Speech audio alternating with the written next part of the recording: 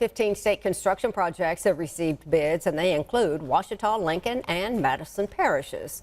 In Ouachita Parish, crews will install prepare-to-stop beacons at the intersections along 165 and Highway 39.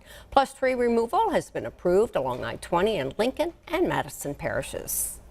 Those areas along that corridor were looked at by a consultant as possible safety improvements. Like, what can we do that's not going to break the bank, that's not going to be overly expensive? And it's what the federal government refers to as low-cost safety improvements. The cost of the local projects is more than $3 million. No start dates, though, have yet been set.